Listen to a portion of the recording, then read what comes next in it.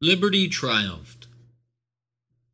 Liberty, that most sacred word, without which all other words are vain, without which life is worse than death and men are beasts.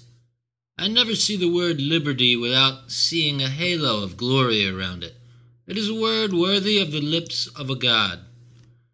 Can you realize the fact that only a few years ago the most shocking system of slavery, the most barbarous, existed in our country, and that you and I were bound by the laws of the United States to stand between a human being and his liberty? That we were absolutely compelled by law to hand back that human being to the lash and chain? That by our laws children were sold from the arms of mothers, wives sold from their husbands? That we executed our laws with the assistance of bloodhounds, owned and trained by human bloodhounds fiercer still? And that all this was not only upheld by politicians, but by the pretended ministers of Christ? That the pulpit was in partnership with the auction block, that the bloodhound's bark was only an echo from many of the churches, and that this was all done under the sacred name of liberty, by a republican government that was founded upon the sublime declaration that all men are equal. This all seems to me like a horrible dream, a nightmare of terror, a hellish impossibility. And yet, with cheeks glowing and burning with shame, before the bar of history, we are forced to plead guilty to this terrible charge. We made a whipping post of the cross of Christ. It is true that in a great degree we have atoned for this national crime. Our bravest and our best have been sacrificed. We have borne the bloody burden of war. The good and the true have been with us, and the women of the North have won glory imperishable. They robbed war of half its terrors. Not content with binding the wreath of victory upon the leader's brow, they bandaged the soldier's wounds, they nerved the living, comforted the dying, and smiled upon the great victory through their tears. They have consoled the hero's widow and are educating his orphans. They have erected a monument to enlightened charity to which time can add only grandeur. There is, however, much to be accomplished still.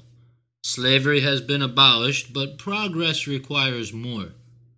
We are called upon to make this a free government in the broadest sense, to give liberty to all.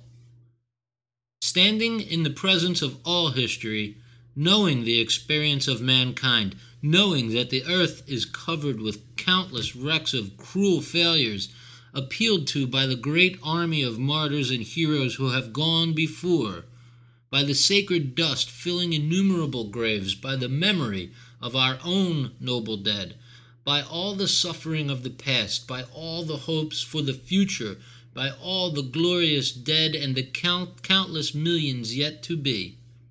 I pray, I beseech, I implore the American people to lay the foundation of the government upon the principles of eternal justice. I pray, I beseech, I implore them to take for the cornerstone universal human liberty, the stone which has been heretofore rejected by all the builders of nations. The government will then stand, and the swelling dome of the temple will touch the stars. Conclusion. I have thus endeavored to show you some of the effects of slavery, and to prove to you that a step, in order to be in the direction of progress, must be in the direction of freedom. That slavery, either of body or mind, is barbarism, and is practiced and defended only by infamous tyrants or their dupes. I have endeavored to point out some of the causes of the abolition of slavery, both of body and mind. There is one truth, however, that you must not forget, and that is that every evil tends to correct and abolish itself.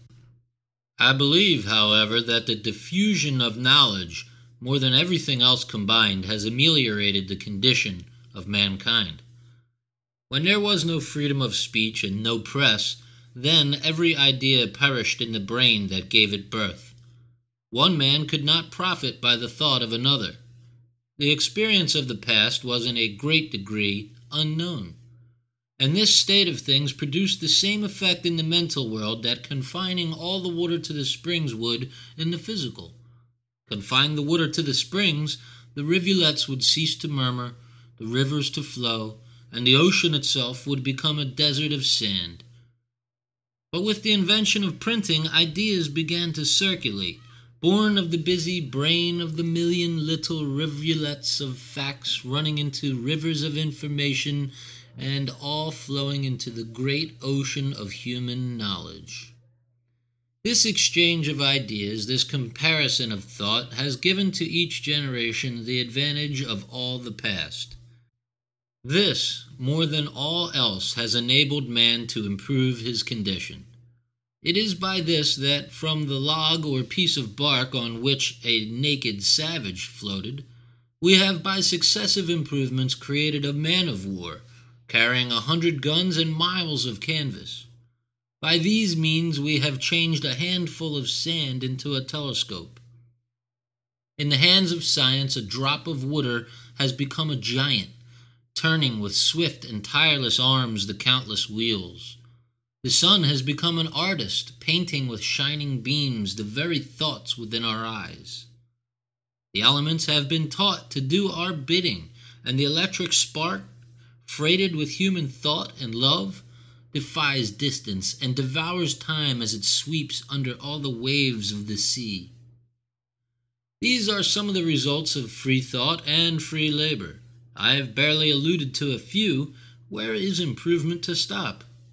Science is only in its infancy. It has accomplished all this and is in its cradle still.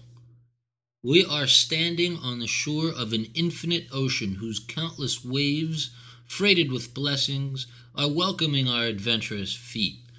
Progress has been written on every soul. The human race is advancing. Forward, O sublime army of progress, forward until law is justice. Forward until ignorance is unknown.